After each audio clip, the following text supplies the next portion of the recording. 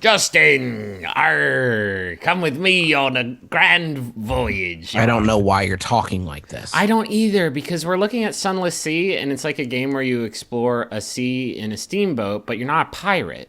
So, like, So what are you doing? what was even? I doing even there? This is Sunless Sea. It is, I'll be frank, probably not the best game for video purposes because it is a very, as you can see here, kind of slow, kind of contemplative, kind of narrative-based game. But it's so cool, and I had a lot of people tell me that it was cool, but even after playing it for like an hour, I had Did no... they say it like that? Cool. Yeah, even after playing it for like an hour, I still didn't really know what the game was, so that's what this video is for. It is...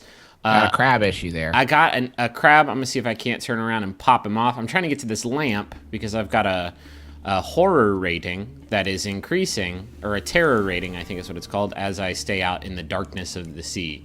And if that gets too high, my crew's can get all froke out.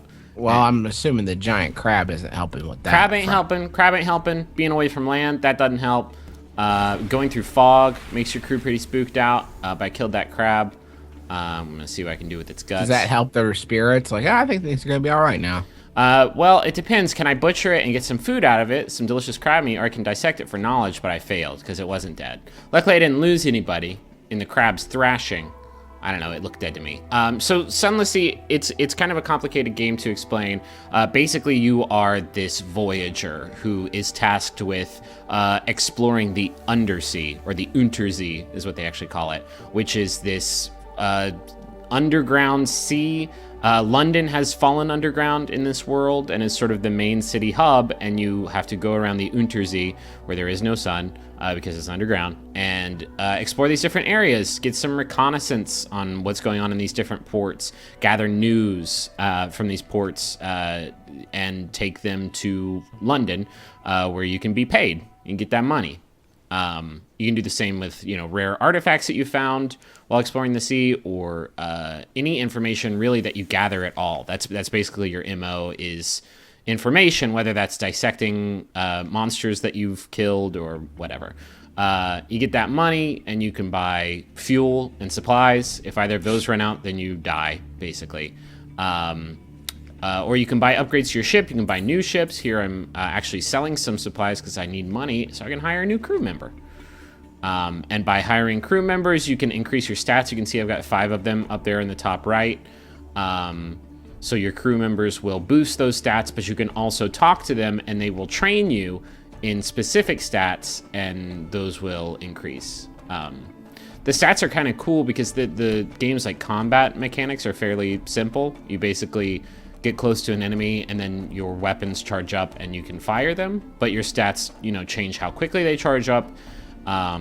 How quickly they charge is sort of altered by how good a view you have on the enemy. So if you have your fog lights turned off, you maybe can't see them. If you're too deep in fog, you can't see them, then combat's going to be much harder. There's a lot of strategic sort of implications to positioning and stuff like that. But combat isn't really the star of the show as much as like storytelling is. I'm getting a little bit of a sort of like an FTL vibe. Is that like I think that's probably fair. No, it's totally fair. I think just sort of the mechanics of the game are a little bit simpler. Really, the problem is that the mechanics are simple, but they're kind of hard to grok, because it's going to take you like a few runs to figure out like what you're even supposed to be doing in Sunless Sea. You have like an overarching quest objective. Whenever you create your character, you sort of build their ideals, and that defines their main objective. So this part's cool. Like I said earlier, if you're in darkness or fog or whatever, your terror increases, but you can fly by those lamps. Or if you see a light tower, what are those called? It's called a light tower. Watchtower? Right? Yeah, whatever. Then you can sort of stay in a lighthouse. Yeah, you can stay in its beam, and it will keep you alive. So this is me sparring with a pirate ship. Made short work of it. Not to brag. Not to brag. Well, I made in character creation. You have you can choose these different paths that sort of define what your character was before they were a captain of this steamship, and mine was a war hero.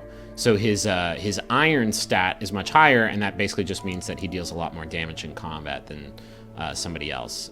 That part of the game is actually pretty neat because you can build There's like a subterfuge stat, and by building that, then it makes it harder for enemies to see you. You can sneak by in fog and be, totally fine. Is this designed sort of like with?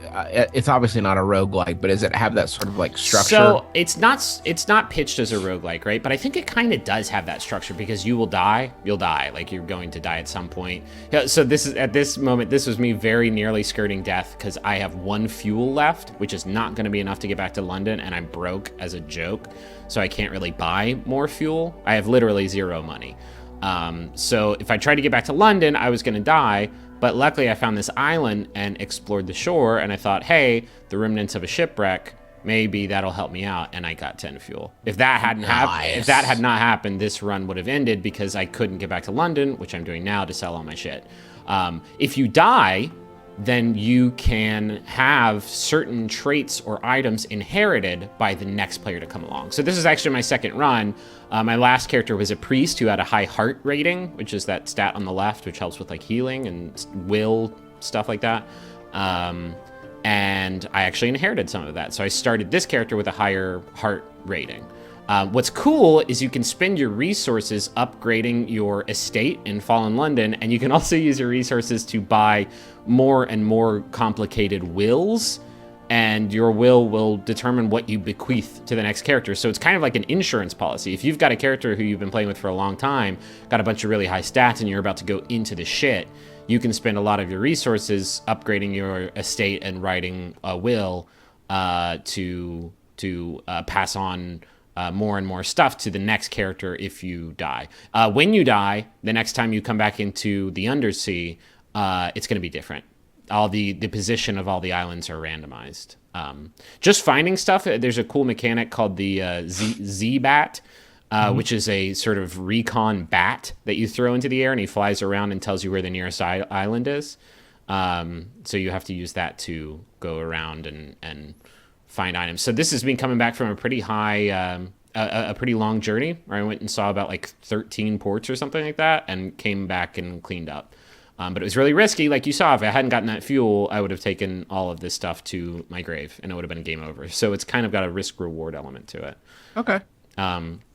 Those windows in the upper right, that's your crew, right? That's my crew. Those are my road dogs. Is that you at the end? Yeah, that's me. I'm covered in bandages. Are you invisible? Nah, maybe I've just got some... That's a mysterious captain, though. Yeah. Ooh. Yeah. What's going on with him? You don't want to see him coming at you. It does weirdly look like you, though. Yeah. Weird, like if you were wrapped in bandages. Oh, I am, actually. Can you not hear? Like, I'm kind of muffled right now. Okay, I was wondering. Yeah, so you can purchase, sundries. You can purchase new cannons, engines, weapons for your ship that will help you survive in combat or move around the undersea a little bit faster. I do not have enough echo, which is the currency in the game, to do that. But what's really cool about the game is that it's the story is really neat. There's a lot of like Lovecraftian influence in it, which is probably evidenced by like you having a terror rating that the higher it gets, the more insane your crew gets and the harder the game gets. Here, I've just got a new crew member. I can invite him to dine with me. It costs some supplies, but it could unlock more options. There's kind of a leveling mechanic where the more stuff you see, you gain what's called secrets, and you can spend those upgrading your stats permanently. So, yeah, I didn't die in this video, which is kind of miraculous.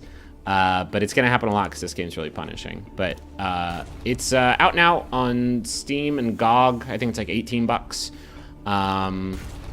I won't lie, like it's very, very slow. It's a very contemplative game. I kind of wish it was on like iPad or something like that because I feel like games of this pace are more suited for not being on a thing I have to like sit in one place and just play and play and play. But I don't know, it's a neat setting, it's a neat idea, and it lets you murder jellyfish, like straight up. Fuck jellyfish. Whoa, okay.